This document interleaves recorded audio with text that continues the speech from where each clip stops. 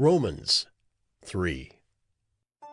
Then what advantage has the Jew, or what is the value of circumcision? Much, in every way. To begin with, the Jews were entrusted with the oracles of God. What if some were unfaithful? Does their faithlessness nullify the faithfulness of God? By no means. Let God be true, though everyone were a liar. As it is written, that you may be justified in your words, and prevail when you are judged. But if our unrighteousness serves to show the righteousness of God, what shall we say?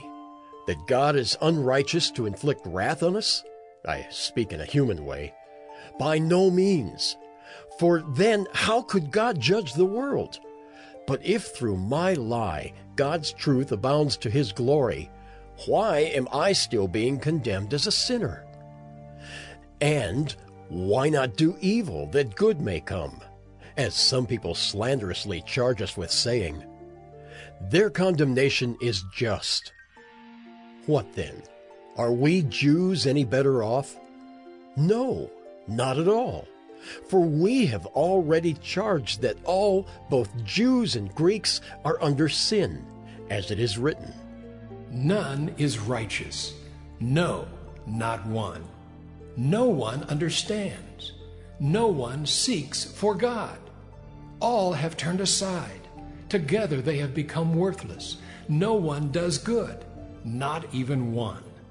Their throat is an open grave. They use their tongues to deceive.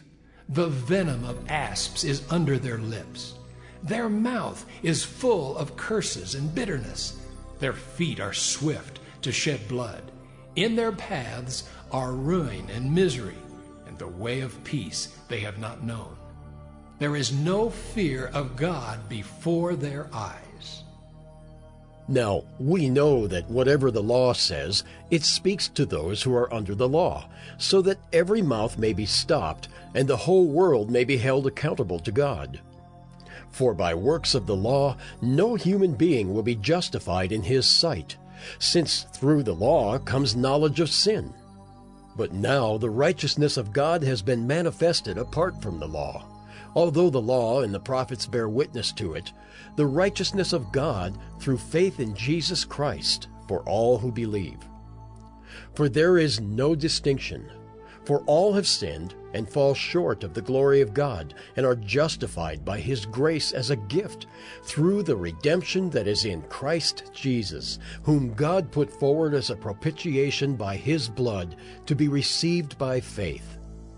This was to show God's righteousness, because in his divine forbearance he had passed over former sins. It was to show his righteousness at the present time, so that he might be just and the justifier of the one who has faith in Jesus. Then what becomes of our boasting? It is excluded. By what kind of law? By a law of works? No, but by the law of faith.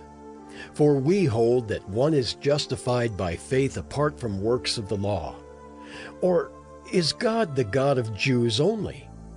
Is he not the God of Gentiles also? Yes, of Gentiles also, since God is one, who will justify the circumcised by faith and the uncircumcised through faith. Do we then overthrow the law by this faith? By no means. On the contrary, we uphold the law.